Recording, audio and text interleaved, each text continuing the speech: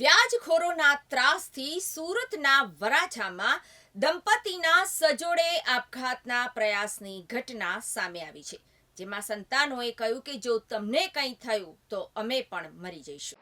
મળતી માહિતી પ્રમાણે વરાછા વિસ્તારમાં રહેતા અરવિંદભાઈ ટેમ્પો ચલાવી પત્ની રીટાબેન અને 3 સંતાન સહિતના પરિવારનું ગુજરાન ચલાવે છે. આ દરમિયાન અરવિંદભાઈએ તારીખ 5મી એપ્રિલને શનિવારની રાત્રે ઘરે પત્નીની નજર સામે ઝેરી દવા પી લીધી હતી, જેથી પત્નીએ પણ પતિના હાથમાંથી ઝેરી દવા આંચકીને પી લીધી હતી. દંપતીએ ઝેરી દવા પી લીધી હોવાની જાણ થતાં સારવાર માટે તેમને સ્મીમેર હોસ્પિટલ ખાતે ખસેડાયા હતા. સમગ્ર મામલે વરાછા પોલીસને જાણ કરાઈ હતી. પત્ની રીટાબેને જણાવ્યું કે આ પગલું અમે વ્યાજખોરોના ત્રાસથી ભર્યું છે. નાના વરાછા ખાતે રહેતા વ્યાજખોર ધાક ધમકીઓ આપતા હતા. પોલીસ સ્ટેશનમાં વ્યાજખોર વિરુદ્ધ અરજી પણ આપી હતી. આ વ્યાજખોરોએ ધમકી આપી હતી કે 8 દિવસની અંદર વ્યાજ અને મારા રૂપિયા જોઈએ, નહીતર તો તું ખોવાઈ જઈશ અને તને ખબર પણ નહીં પડે. પત્ની રીટાબેને જણાવ્યું કે આ પગલું અમે વ્યાજખોરોના ત્રાસથી ભર્યું છે. નાના વરાછા ખાતે રહેતા વ્યાજખોરો જે ધમકીઓ આપતા હતા તેને લીધે આ પગલું ભર્યું છે. રીટાબેને વધુમાં જણાવ્યું કે 3 લાખ રૂપિયા લીધા હતા, તેનું દર મહિને વ્યાજ લઈ જતો હતો. તેની પાસે આ મામલાની 3 ડાયરીઓ પણ છે અને તેમાં સહી પણ કરાયેલી છે.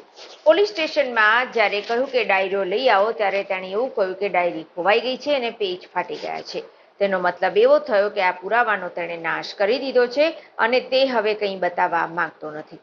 અમારી પાસે અત્યાર સુધીમાં 10 લાખ રૂપિયા લઈ ચૂક્યો છે અને હજુ 8 વર્ષનું વ્યાજ અમારી પાસેથી લેવાનું છે. વધુમાં જણાવ્યું હતું કે આ રૂપિયા માટે અમારા પર માનસિક ત્રાસ ગુજારવામાં આવી રહ્યો છે. કોઈ પણ જગ્યાએ મળે ત્યાં તે રૂપિયાની માંગણી કરી રહ્યો છે. ત્યારબાદ પોલીસ સ્ટેશનમાં અરજી કરી અને પીઆઈ ગોજિયા દ્વારા બંને પક્ષોને સમજાવવામાં આવ્યા હતા કે આ મેટર તમે પતાવી દો. જોકે આ વ્યાજખોર માન્યો નહીં અને અમારી ઉપર કેસ કરવાની વાત કરી રહ્યો હતો. ત્યારબાદ અમને ધાક ધમકીઓ આપીને ખૂબ જ ત્રાસ ગુજારવામાં આવી રહ્યો હતો. વધુમાં જણાવ્યું કે આ વ્યાજખોરોના ત્રાસથી અમે આ પગલું ભર્યું છે. મારા પતિની હાલત ખૂબ જ ખરાબ છે અને મારી સ્થિતિ થોડી સામાન્ય થઈ છે. મારા બંને દીકરાઓ પણ એ જ કહી રહ્યા છે કે જો મમ્મી પપ્પા તમને બંનેને કંઈ થયું તો અમે બંને પણ મરી જઈશું, અમારે નથી રહેવું. જો તમે છો છતાં પણ આ લોકો હેરાન કરે છે. જો તમે નહીં હો તો આ લોકો અમને પણ હેરાન કરવાના છે અને અમને શાંતિથી નહીં જીવવા દે.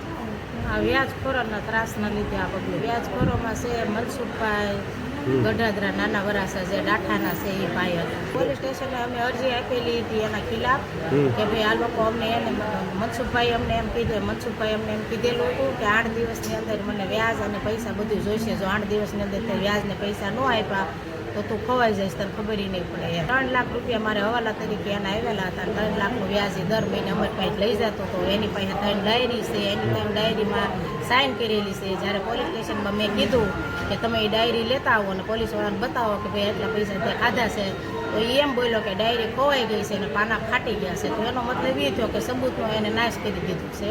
સબૂત એ બતાવવા માગતો નથી. 10 લાખ રૂપિયા અમારા વ્યાજના ખાઈ ગયો છે. હજી એને 8 વર્ષનું વ્યાજ અમારી પાસે જોતું છે. બરોબર. એટલે અમારી ઉપર માનસિક શારીરિક રીતે ત્રાસ આપે છે. જ્યાં ગમે ત્યાં મળે ને ત્યાં ગમે ત્યાં ઉઘરાણી કર્યા કરે. પેલા પૈસા લાય વ્યાજના લાય નકર ખવડાવી દઈશ. પેલા પોલીસ સ્ટેશન ગયેલા હતા ત્યારે અમારે ગોજિયા સાહેબ હારે મિટિંગ થયેલી હતી. તો ગોજિયા સાહેબે અમને બે પક્ષને હરખી રીતે વ્યવસ્થિત સમજાવ્યા હતા કે ભાઈ તમે આ મેટર પતાવી દો એમ. બરોબર. પણ સામેવાળા પક્ષના કાંઈ માન્યા નહીં. સામેવાળા પક્ષના કાંઈ માન્યા નહીં એવા કે અમારે એવું નથી કરવું, અમારે તમારી ઉપર કેસ કરવું છે. માહિતી અમારી ઉપર ખોટો કેસ કરીને અમારી ઉપર ધાક ધમકી કરીને ખોટા મુદ્દા લખાવીને અમારી ઉપર પ્રેશર આપ્યું. તેથી અમે આ પગલું ભર્યું. મારા હસબન્ડની કન્ડિશન અત્યારે બહુ વધારે ખરાબ છે. મારી કન્ડિશન આજ થોડી ખારી છે અને મારા 2 છોકરાઓ એમ કહે છે કે જો મમ્મી પપ્પા તમને કાંઈક થશે ને તો અમે બી મરી જઈશું, અમારે નથી એમ. કારણ કે જો તમે સૌ તો આ લોકો અમને હેરાન કરે છે, તમે ન હો તો અમને ક્યાંથી આ લોકો હેરાન કરશે ને અમને નહીં